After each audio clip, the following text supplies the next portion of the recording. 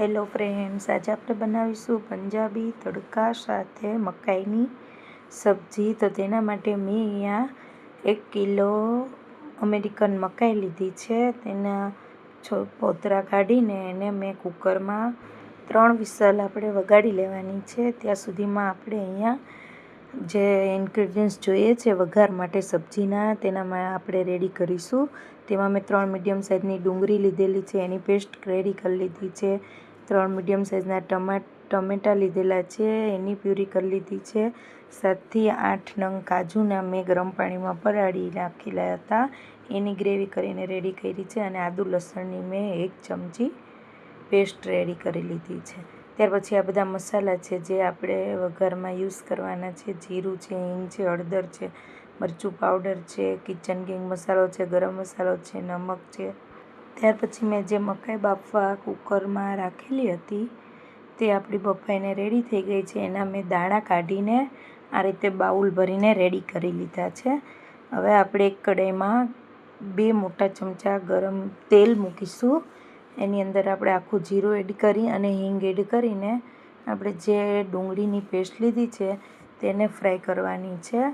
અને ચપટી આપણે હળદર એડ કરીશું અને થોડું નમક એડ કરીને આપણે આને તેલ છૂટું પડે સરસ કૂક થાય એ રીતે આપણે કૂક કરવાની છે. ત્યાર પછી મેં આદુ લસણની જે પેસ્ટ લીધી છે તેને આપણે એડ કરી દેવાની છે અને તેને થોડી કૂક થવા દેવાની છે.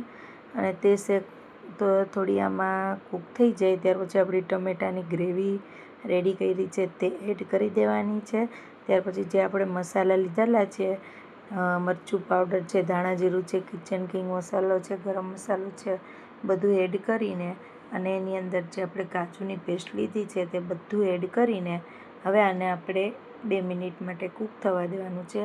2 મિનિટ પછી તમે જોઈ શકો છો કે સરસ સુગંધ આવી રહી છે અને આપણી ગ્રેવીમાંથી તેલ છૂટું પડી ગયું છે અને બધા મસાલા આપણા સરસ કૂક થઈ ગયા છે. હવે આપણે એમાં થોડું પાણી એડ કરીશું અને એને થોડું આપણે આમાં ઉકળવા દઈશું, ગરમ થવા દઈશું, બધું મિક્સ થવા દઈશું. અને આપણે જે બાફેલા દાણા મકાઈના જે લીધેલા છે એને એડ કરી દેવાના છે. હવે આપણે આને થોડી વાર માટે કૂક થવા દેવાનું છે અને તે સરસ આમાં કૂક થઈ જાય ત્યાર પછી આપણે આમાં લાસ્ટમાં તમે જોઈ શકો છો કે સરસ તેલ છૂટું પડીને આપણી સબ્જી ઓલમોસ્ટ રેડી છે અહીંયા. અને એમાં મેં લાસ્ટમાં ફ્રેશ મલાઈ લીધેલી છે 1 ચમચી અને કસૂરી મેથીનો પાવડર જે મારી પાસે છે તે મેં આની અંદર એડ કરેલો છે. હવે આપણે આને બેઉને સરસ રીતે મિક્સ થવા દેવાનું છે સબ્જીમાં અને થોડી વાર આમાં મિક્સ થઈ જાય 1 મિનિટ માટે એટલે આપણી સબ્જીની બહુ જ સરસ ખુશ્બુ આવી રહી છે. અને આપણી આ સબ્જી મકાઈની બનીને રેડી છે. અને પરોઠા સાથે આપણે સર્વ કરીશું.